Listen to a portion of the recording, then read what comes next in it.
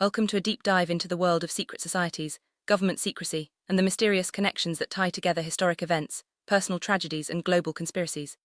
Today, we follow the investigative journey of John Simon, who has spent years uncovering the hidden layers behind Masonic temples, secret rituals, and the coded use of numbers in both personal and public spheres. This story is not just about symbols and secrecy. It's about how these elements have shaped lives, influenced politics, and left a trail of evidence that demands to be examined. Masonic Temple at 900 Market Street in Parkersburg, West Virginia, stands as a symbol of both historical significance and hidden agendas. Listed on the National Register of Historic Places in 1982, this building is more than just architecture. It's a focal point in Simon's investigation.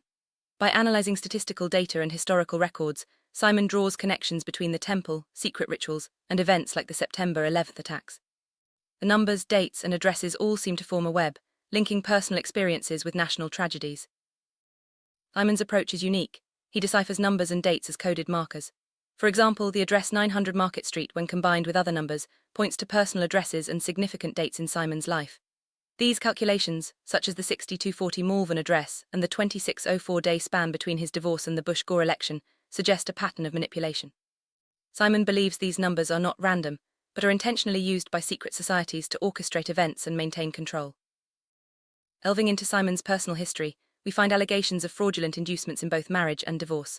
Simon claims that his divorce was orchestrated by a network involving his ex-wife, her attorney named Bush, and even high-profile figures like President George W. Bush. The timing, the legal proceedings, and the involvement of Masonic elements all point to a sinister motive, one that uses personal tragedy as a ritualistic marker for larger, hidden agendas.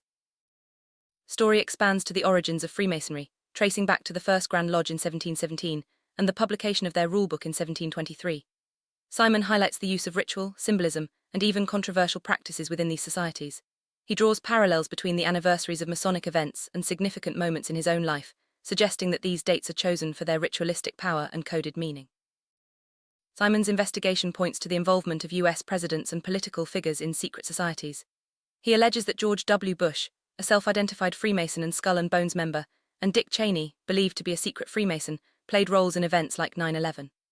Cheyenne Masonic Lodge in Wyoming, its historical registration, and its coded numbers are all woven into this narrative, suggesting a deep-rooted influence of secret societies in American governance.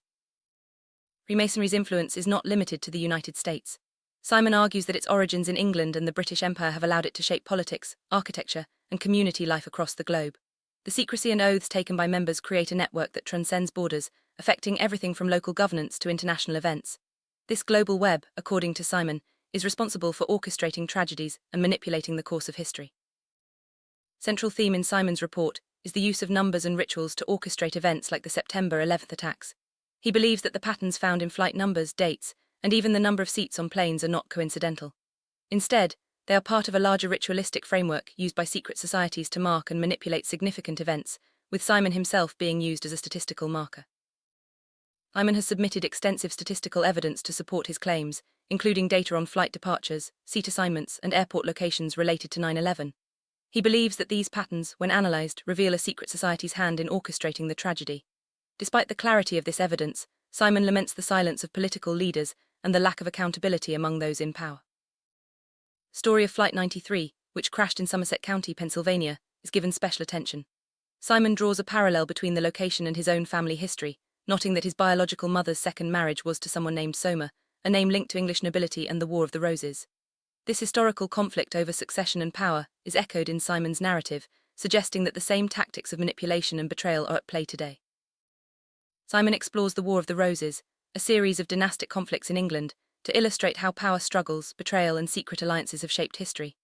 He draws a direct line from these historical events to modern-day America, arguing that the same methods of control and manipulation are being used by secret societies and political elites to maintain their dominance.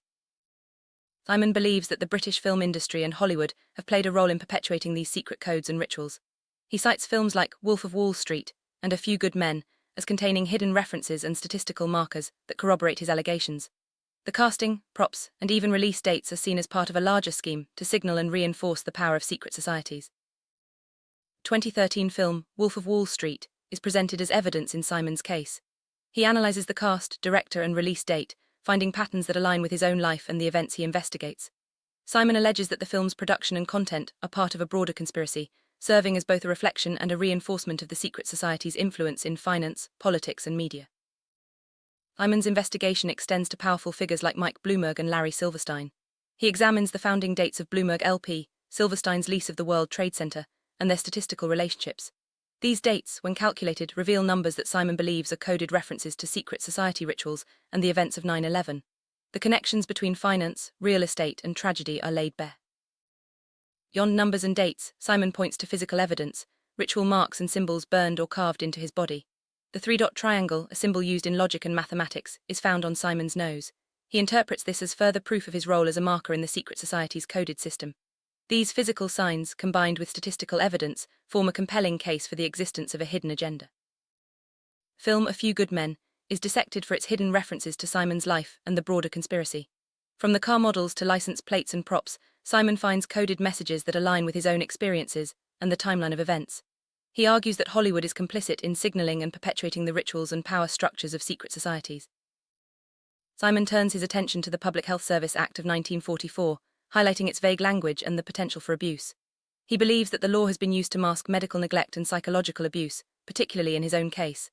The connection between public health, secret societies, and ritualistic harm is explored, raising questions about the true purpose of such legislation. Simon describes his experiences with medical neglect and psychological manipulation, including gaslighting and aggravated assault. He alleges that these actions are part of a broader pattern of ritual abuse carried out by secret societies within medical institutions.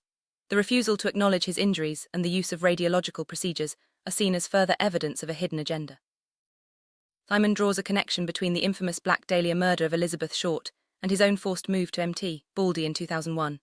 He suggests that Short's death was part of a secret society ritual, with her body symbolizing the Twin Towers and the events of 9/11. The statistical analysis of dates and locations further supports his theory of ritualistic manipulation. Narrative returns to Simon's family history, linking personal tragedies to larger historical events. From his father's shooting in 1969 to his own assault in 2008, Simon believes that these acts of violence are connected through a web of secret society influence. The involvement of powerful families, political parties, and billionaires is seen as evidence of a coordinated effort to control and manipulate individuals for ritualistic purposes. As we reach the end of this investigative journey, the threads of secrecy, ritual, and coded messages remain tightly woven. Simon's story is one of relentless pursuit, connecting personal suffering to global events and exposing the hidden mechanisms of power. Whether or not every connection can be proven, the patterns and evidence presented challenge us to question the narratives we accept and to look deeper into the symbols and structures that shape our world.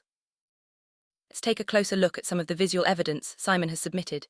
Exhibit A features a still from the 1965 film, Pawnbroker, showing a man in front of a sign with numbers that Simon interprets as coded references.